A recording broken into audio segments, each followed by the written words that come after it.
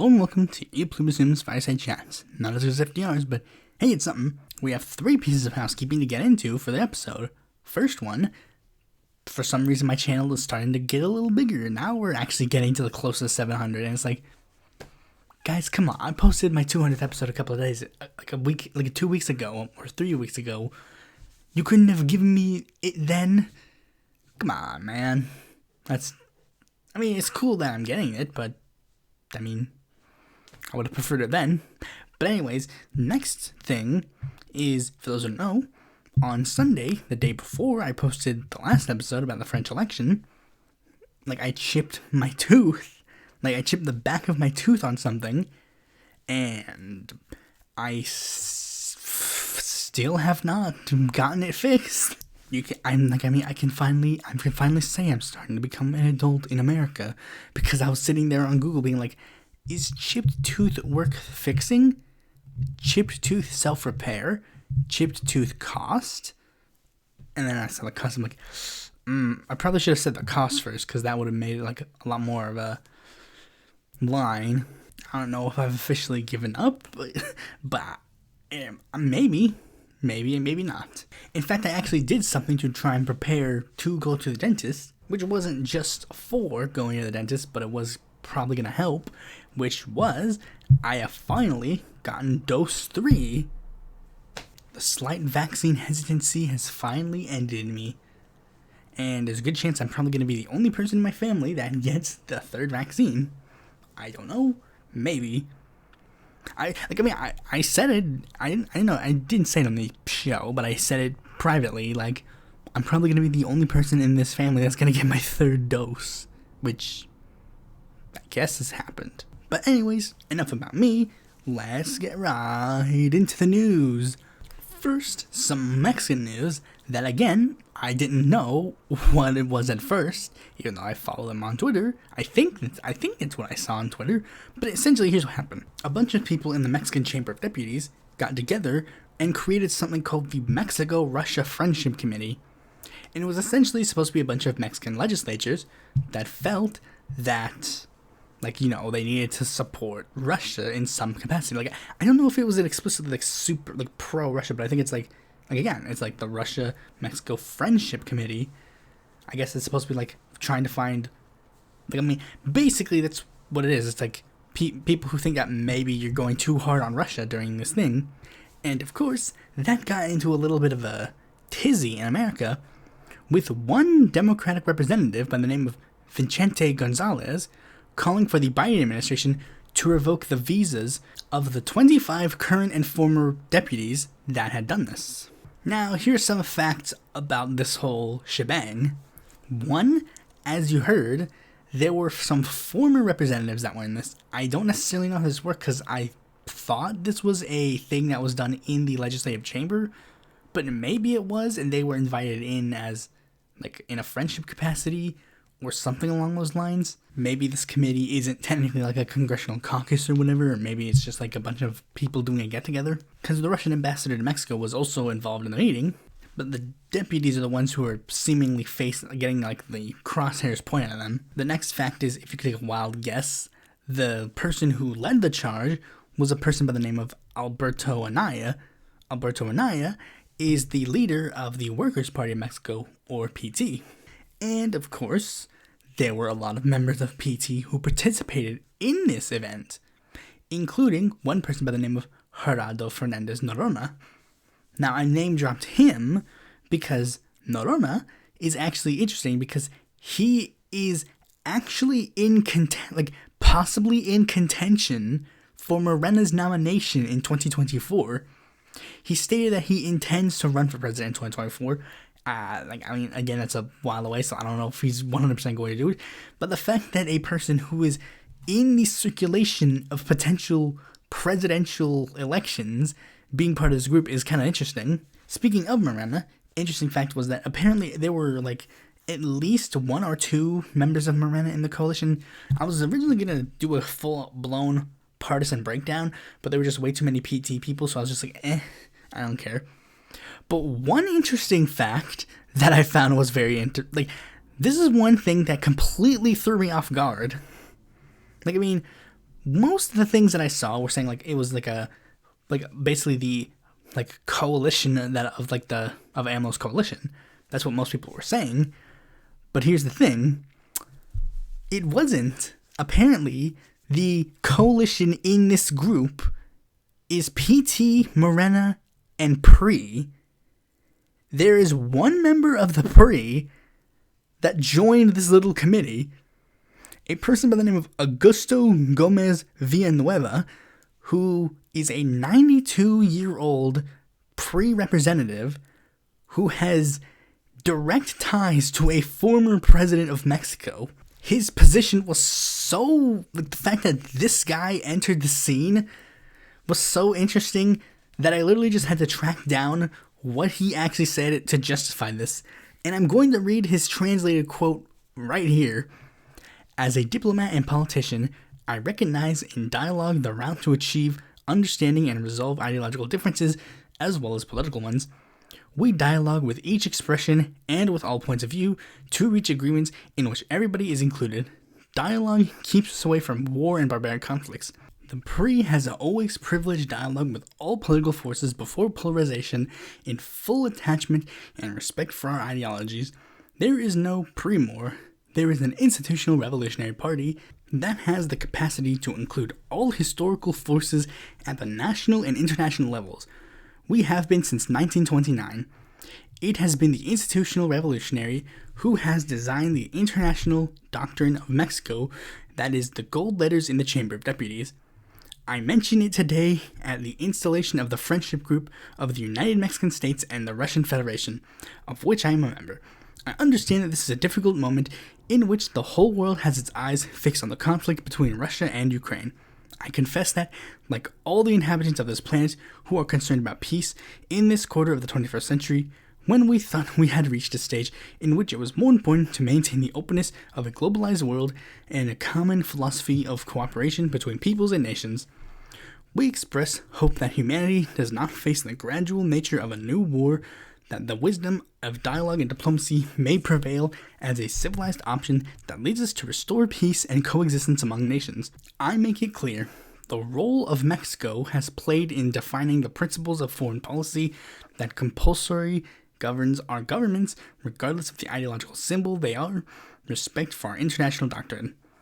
We are concerned about peace. We are concerned about maintaining the principle of cooperation and solidarity among peoples, the principle of equality between nations, and above all, respect for the sovereignty of peoples and their self-determination. You see, it's that kind of makes me question, like, the narrative, like, oh, this is like a super pro-Russian caucus. Like, I mean, if a member of the PRI is involved in this, there's no way that this is, like, some sort of, like, anti, liberal leftist weird thing where they're like sim for Russia. There has to be something more to this that I'm not seeing. It seems that they're just basically trying to establish some friendly relations, which I guess technically all nations do. And it doesn't even matter because AMLO has again maintained his neutrality in this situation, despite what some gringos on Twitter think. Speaking of Latin American countries, now let's move on to Peru. Okay, so Peru has, recently, they're getting heavily involved with their prime minister. Again, you see, Peru's prime minister has done a very interesting thing. What did he do, you may ask? Well, he praised Hitler. He did the whole, the freaking, we all know the joke that people make, Hitler, Mussolini made the trains run on time, and, Hitler made the Autobahn. He basically did that. He said, Hitler looked at the economic whatevers of Italy and then went over to Germany and made it one of the world's most industrialized nations. And he was basically trying to say, Peru should do that. And it's buddy, pal, under no circumstance do you praise Hitler? That's basically a no-no for public figure. It's... Okay. Now, one of the major things that the prime ministers actually show is that this kind of shows how far-right Pedro Castillo has become. See, Pedro Castillo, he's not really been doing much. Like, let's be real, he hasn't been doing much. He's been facing, like, tons of problems with his impeachment, and, like, he has to appeal to a super right-wing government. But the thing is, him doing that has basically pushed him further right, and there's nowhere else you can take a look than the prime ministers, because the prime ministers, he has to appoint. He appoints the prime ministers to basically be the ones in charge of his government. Let's take a look at his prime ministers. His first prime minister was a member of his own party, Peru Libre. His name is Guido Bellido. He basically towed the party line. Like, he was like the hardcore, like, Marxist-Leninist faction of the party. He was an indigenous rights activist who gave his inauguration speech in his native language, Quechua, which led to him getting booed publicly during his inauguration because the people in the chamber were like, speak Spanish, speak Spanish. And the guy went around and basically told oil companies, you either have to pay higher taxes to us, or you will face nationalization. Pretty far left guy, all things considered, and honestly pretty based. His second person who was appointed to be prime minister was Mirtha Vasquez. She was a member of the Broad Front, which is a more progressive democratic socialist social democratic party. Basically not as hardline as his party, but probably better in a little aspects. I don't know what his first prime minister's social views were, because I don't think that was necessarily important for that job. Or at least, it's not important if he's not reactionary. But Mirtha would, if anything, Mirtha would probably have been more socially progressive, because that's what the Broad Front is. They would be like the more socially progressive leftists. And the next person was Hector Valar, the person who was appointed to be his third one. He started out his career essentially being a, like, ultra-conservative. Like, he opposed sex ed, he was, like, vehemently, like, sexist, and he basically positioned himself to be, like, an anti-woke leftist, much like Castillo. But for those who don't remember, this is the guy that lasted 1 week in the job, and now we've reached fourth prime minister, who is praising Adolf Hitler. Yeah, if Pedro Castillo's probably gonna be in F tier of the pink tide tier list, all things considered. Speaking of F tier and anti-woke leftists, George Galloway. I'm sorry that I ever took George Galloway seriously. George Galloway has proven once again he's not a good. Like, it's not that he's not a good person; it's that he's a liar. Okay, so basically, here's what happened. For those who don't know, Twitter has been cracking down a lot on RT, or other Russian-affiliated media. Originally, they only tagged, like, the official Twitter accounts for, like, the actual media sources. Like, the RT Twitter account, or the RT America Twitter account, was tagged as Russian state media. But recently, now they've been going after the, like pundits. The pundits are now being labeled as Russian state media. And that has led to some people getting mad because, like, I mean, Maupin was the first one to this happened to Maupin first, and Maupin was like, I am not Russian state media. And it's like, don't you work for RT? Like, because here's the thing, like, I don't remember Maupin ever saying he worked for RT America. He worked for, like, literally RT. Like, RT itself, not RT America. He couldn't half-ass his way like Lee Camp did and be like, we're an American news source. And it's like, well, Lee, you openly stated that you get money from the freaking Russian government. That led to people, like, crying, it's like, this is censorship or this is McCarthyism. And it's like, no, this is they're getting mad at, like, Twitter being like, here, we're showing that this is a person who was affiliated with the Russian state media. And like, no, how dare you? And it's like, but that's what they are. And George Galloway recently got that attached to his account. And he has threatened to sue Twitter over it. He said, like, I am going to sue Twitter for this Kafkaesque situation. And now he's, of course, like, he's getting mad and saying, like, Elon Musk, save me, because Elon Musk was recently just put on, like, Twitter's, like, handle. And it's like, really? Socialist is going to scream to a billionaire, "Billionaire, save me!" Again, showing George Galloway it's a joke, because if he was serious, he wouldn't be running to a billionaire to save him. But the big thing was, his original tweet that made people go crazy, including me, was when he said, "I am not Russian state media." To which literally everybody responded, "Yes, you are."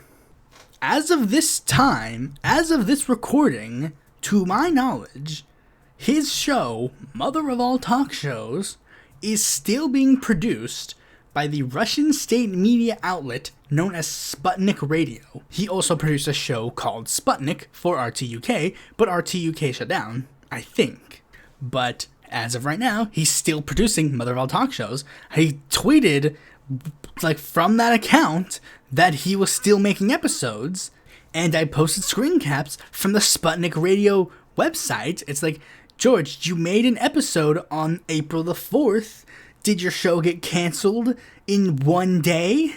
You are Russian state media. That is what you are. You are being paid for by the Russians to push Russian talking points in your country. They are taking whatever credibility you have and using it to their advantage.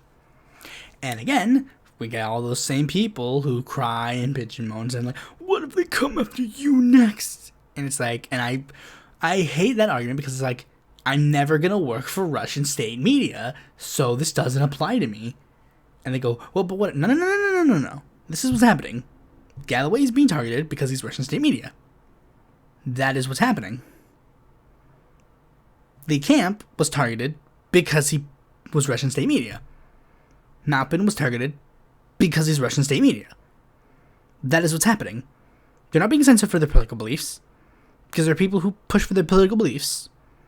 Like, and they're not even being censored. They're still free to say whatever they want. They have platforms. Just not that particular one. Maupin can still post whatever he wants on YouTube. Galloway can still post whatever he wants on YouTube. They can still post whatever they want on Twitter. They just don't get that fancy Russian check no more. And now they're being openly shown to be Russian state media, because that is what they are.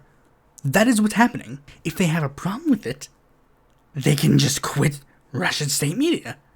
Simple solution. Better yet, they shouldn't have taken the job to begin with. Like, it's not hard to not work for Russian state media. It is very not hard to do so. I do that every day. I don't work for Russian state media, and it's not hard. But anyways, I think that's where I'll wrap up there, because if I continue rambling, I'm just going to keep rambling. This will be saved for an episode probably later. Now let's get on to some US news. First, there was a special election in California District 22, the Devin Nunes' seat, and believe it or not, it actually went okay. You see, a Republican won, like, the most votes in the seat, very obviously, but the person who made it to the runoff is Lourin Hubbard, a person who is a progressive. And that was actually really surprising. Like, I mean, I didn't know if that was going to be the case, but honestly, I can say I'm pleasantly surprised. Now, the next news story is one that's probably been confirmed by now. It's that Ketanji Brown Jackson is going to be the first female black Supreme Court justice. And that's good. I really think that would be a good decision. And if I was smart, I would have had the episode of Supreme Court choices be the one that comes up now, but I'm not. I didn't think that far ahead. So, I'm still going to be waiting on that. The vote was basically as you expected. I expected all Democrats to vote for her, and like basically a lot of Republicans voted against her. It was 53 to 47. 3 Republicans flipped. Collins, Murkowski, Romney, we all knew that. Not much else to say about that, except Ketanji Brown Jackson will probably be a good justice, all things considered. But why don't we wrap it up with some good old Democratic hypocrisy. Okay, so Jay Jacobs, the leader of the New York Democratic Party, has whispered a plan that's a bit interesting. He said he's worried about some vulnerable Democrats in the upcoming 2022 elections, and he wants to help boost the Democrats. His solution is simple. Create a brand new political party. Now, for those who don't know, let me explain why that is not as stupid as it sounds.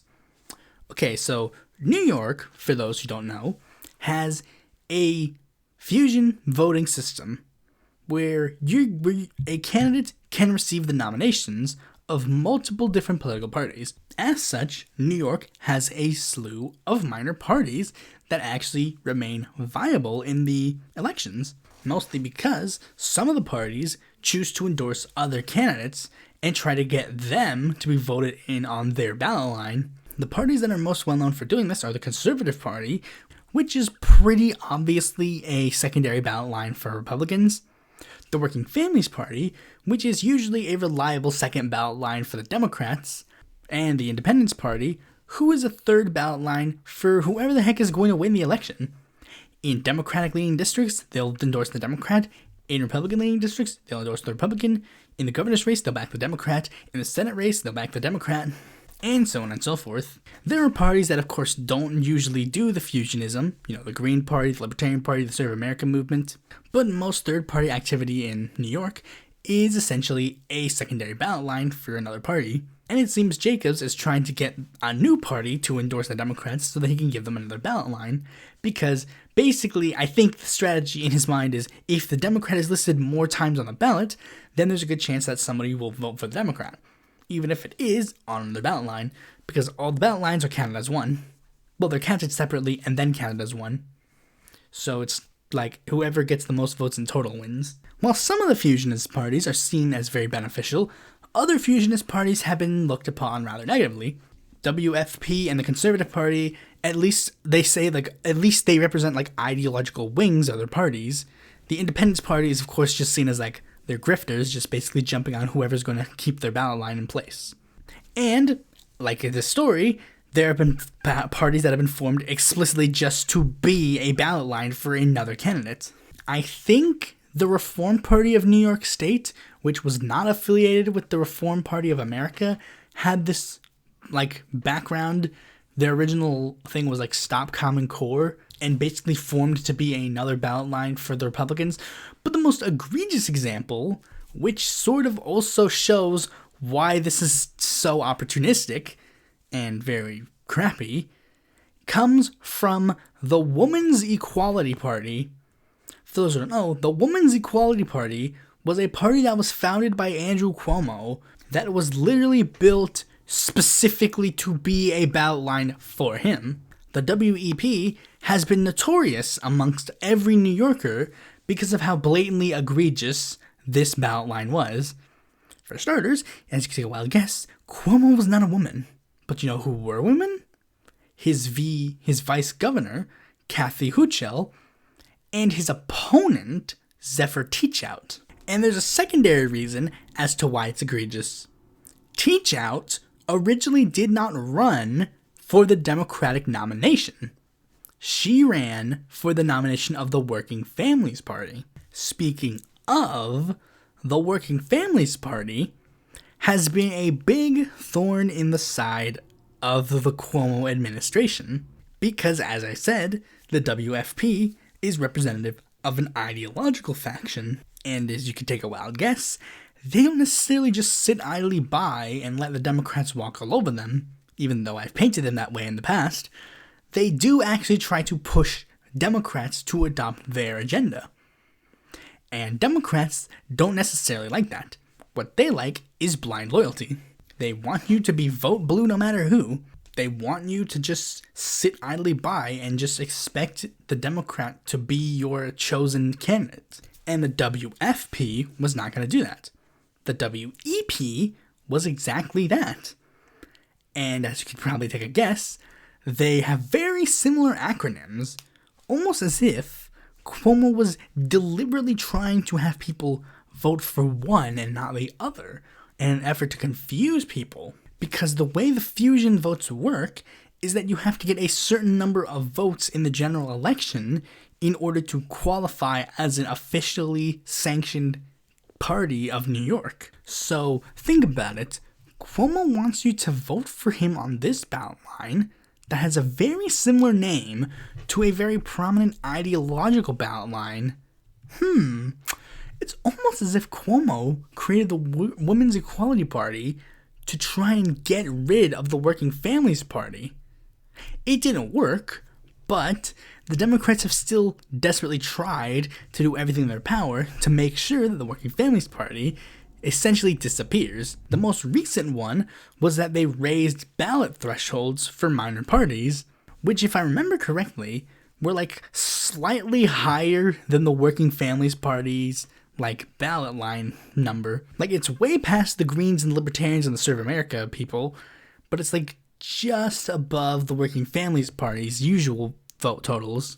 And lo and behold, now Jay Jacobs is introducing the potential of another ballot line, which is going to get direct funding from him to enter the scene to try and help Democrats. It's almost as if he's trying to do this again. I guess we'll never know. But anyways, now let's move on to the main topic of this video. John William Oliver. Now, the reason why I'm doing John Oliver, said Kate Norley in 2011. No, but for real though, the reason why I'm doing John Oliver in this episode is because John Oliver's been making... He made the rounds on Twitter like a little bit before this episode. Well, I mean, okay, a lot of bit before this episode came out. Basically, right after I uploaded the last episode, he trended on Twitter for reasons that are kind of mixed, all things considered. But anyways, that's not here or there yet. For those of you who live under a rock, who the heck is John Oliver?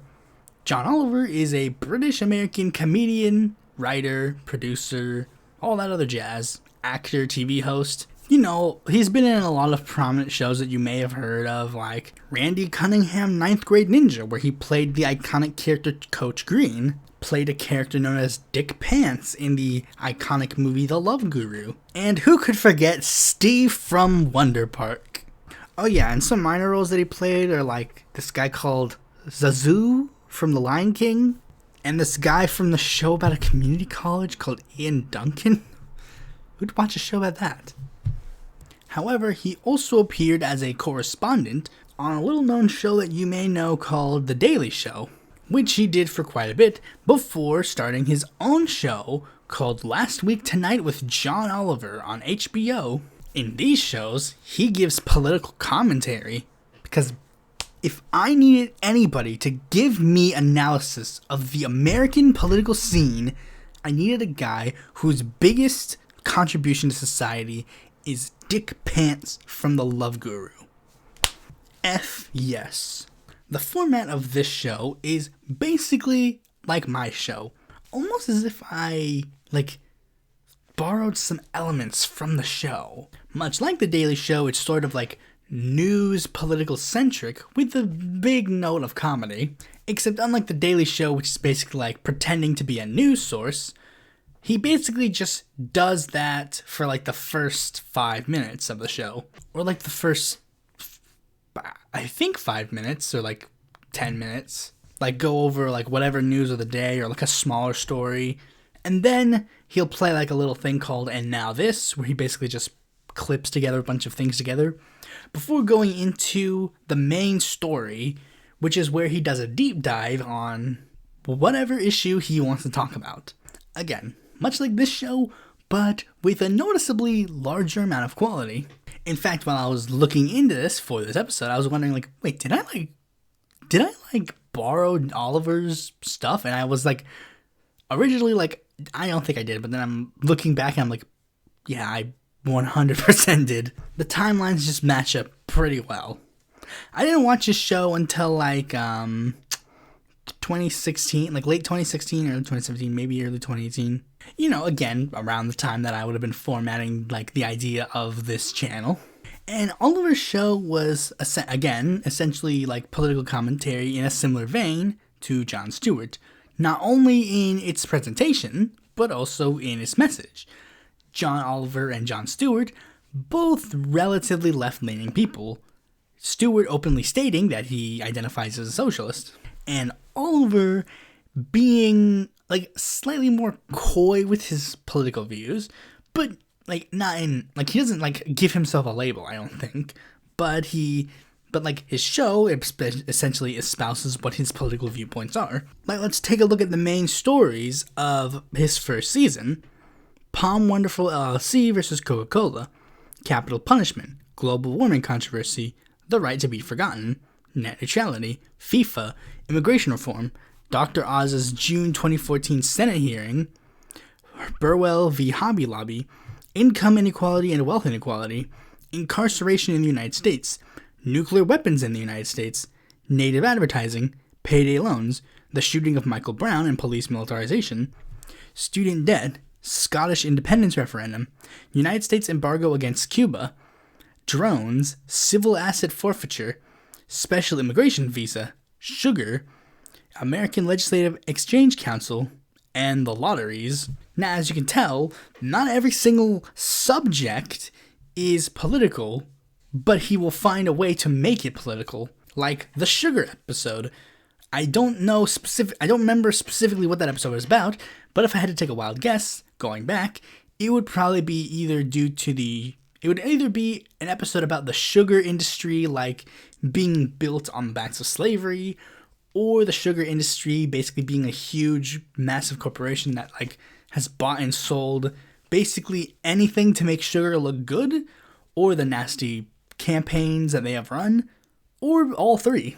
And John Oliver takes great pride in basically ruining something that is basically wonderful. He's made joke segments about how he can make a segment about rubber ducks and then give you like a dark backstory that has to deal with the history of American imperialism and slavery.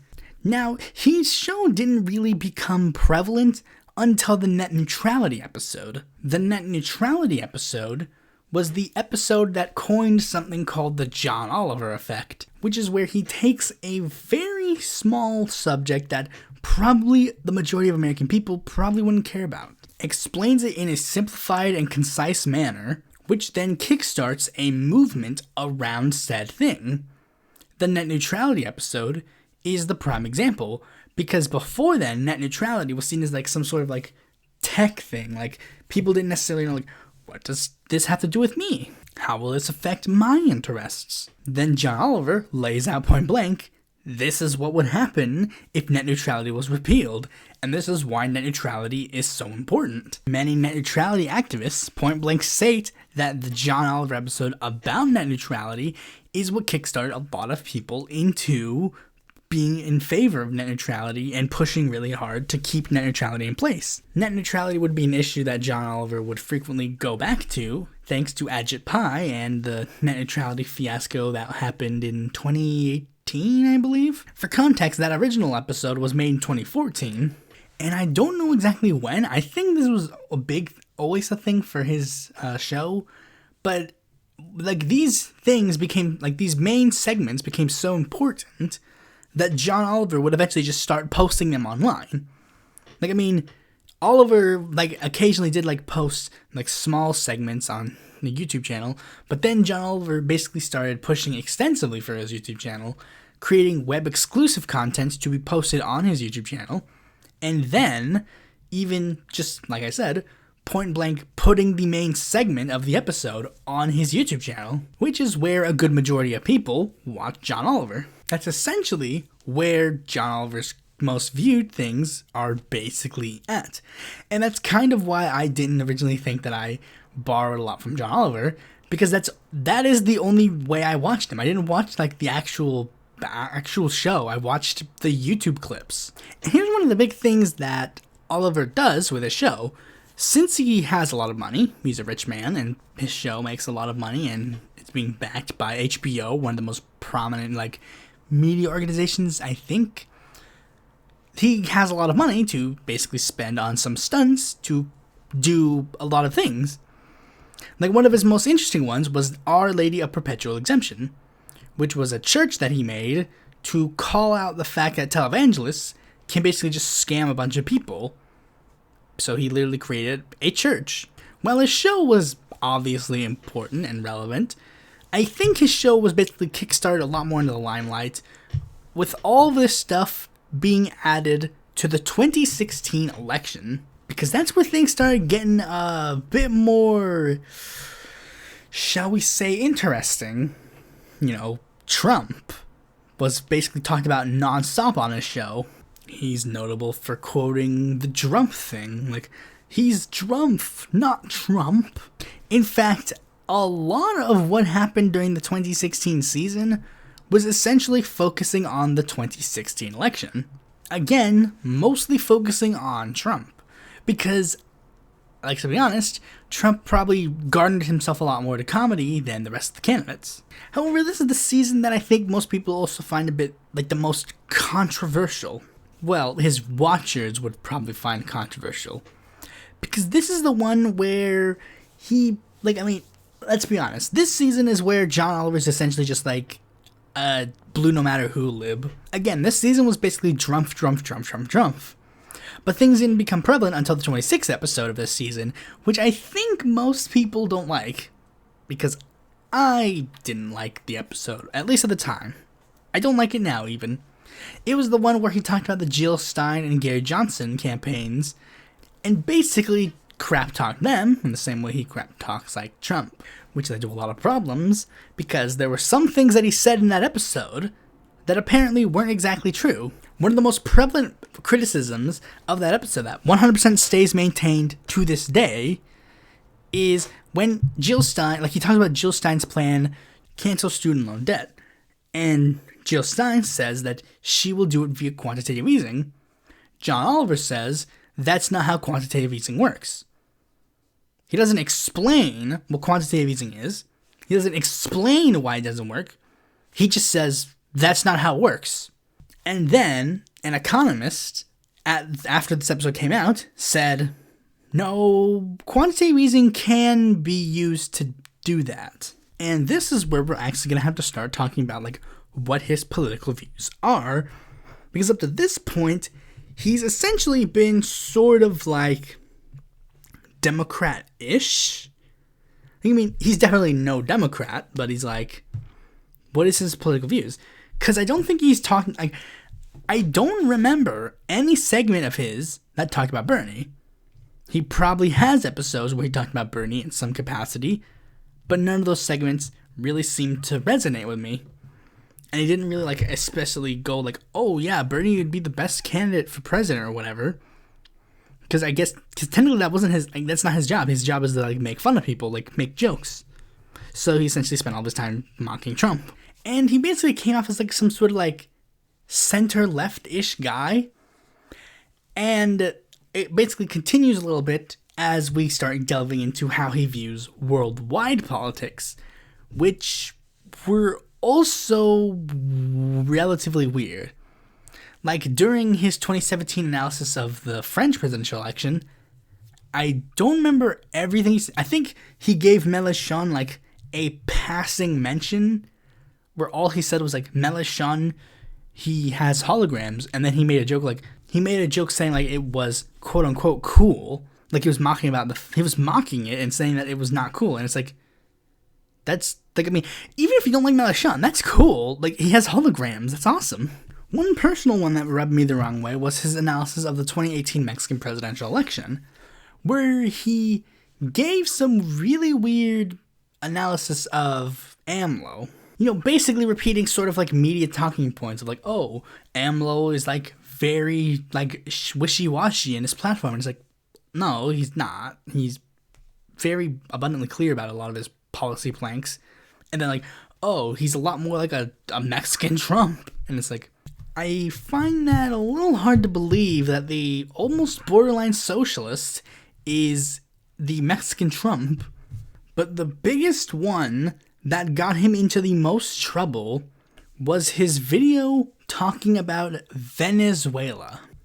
His Venezuela analysis got the attention of the Empire Files, Abby Martin and Michael Persnier, who took Oliver's 19-minute segment and then made a 46-minute video debunking all of the stuff he says. I'm not saying the Empire Files is perfect 100% in their analysis of Venezuela, but I'm saying like there are some things that there are some things that objectively it shows like, oh yeah, Oliver definitely did screw up there. Like, first he gave some, like, small tepid support of Chavez's administration. Said, like, Chavez was good and Chavez was blah, blah, blah. Like, he gave, like, a small tepid support of it, then went all in on criticizing Maduro. That's valid, but he doesn't really go in depth at what, like, Chavez did. And it's proceeded to list, like, oh, he did, like, a lot of this. Like, he made it so that the poverty line was, like, very, like, he dropped poverty by a decent margin, like, a very decent margin. And how there seems to be this, like, tidbit of, like, how the only person in the video that is said to be explicitly pro-Chavez, like, government is a crazy guy who tattooed, like, Chavez's eyes on his head.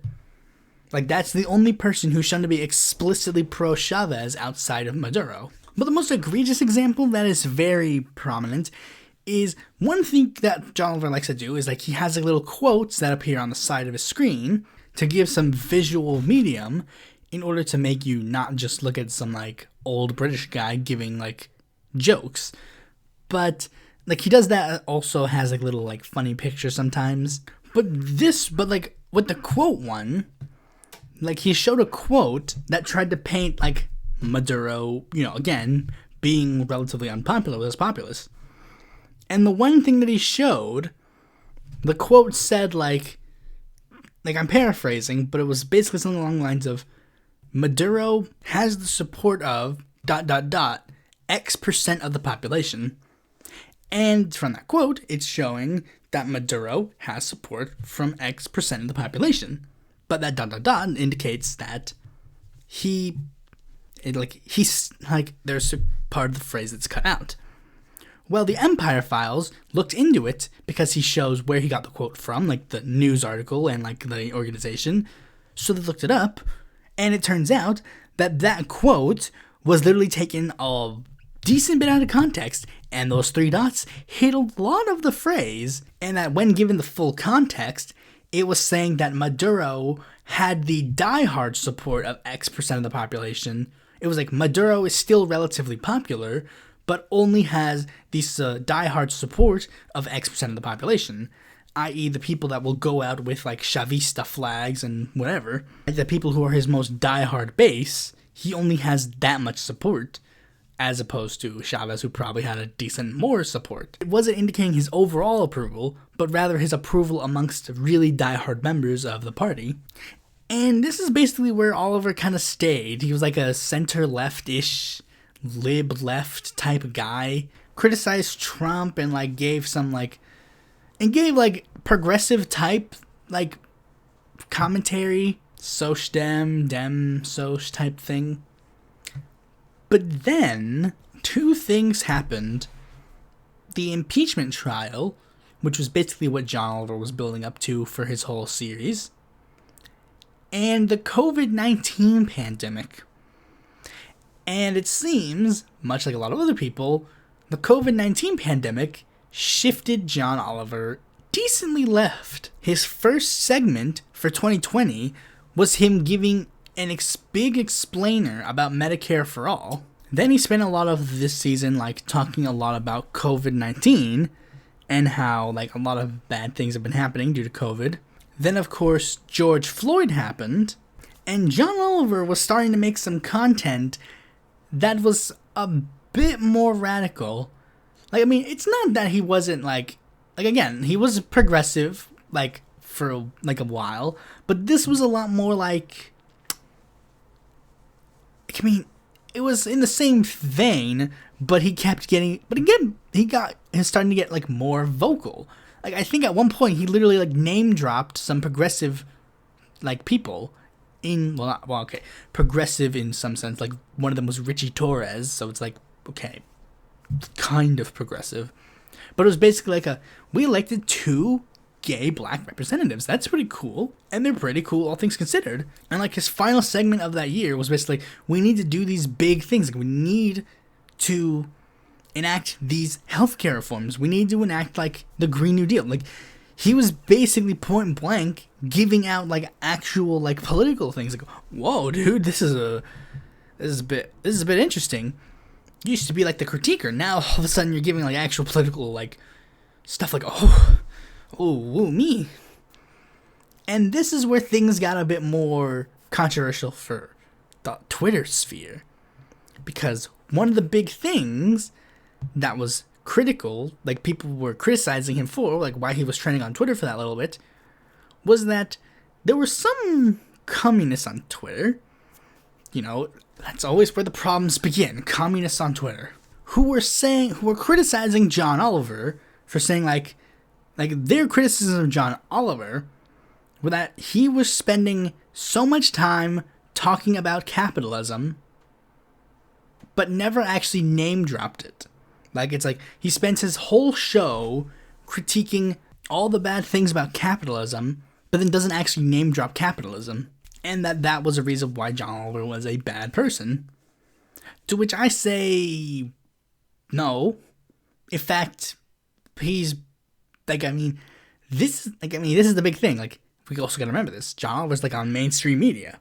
He's, on, an actual TV network. For what he is on, and the things that he says, he's pretty good, all things considered. And I got involved in the John Oliver discourse because I said a quote that is somewhat controversial. I said, John Oliver has done more for leftism than Jimmy Dore ever will. And it's true, 100%. Because here's what John Oliver does.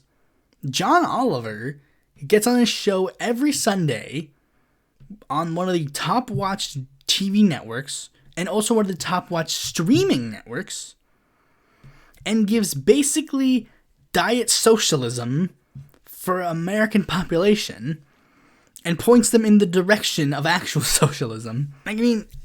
Majority of his time now is mostly spent on criticizing far-right leaders and espousing left-wing things he talks about union busting. He talks about how BS critical race theory is. He made a whole episode talking about how Medicare for all is a good thing. Oliver is really good.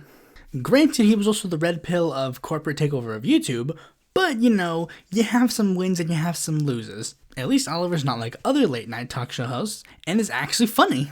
There's not much else to say about that. Oliver's pretty base, not gonna lie. Thanks for watching this video. Be sure to like, comment, subscribe, and click that bell to notify when a future video of mine comes out. And if you're interested in more content from me, you can go to my website, follow me on Twitter, join my Discord, check out my articles on the Independent Political Report, or consider supporting me on Patreon.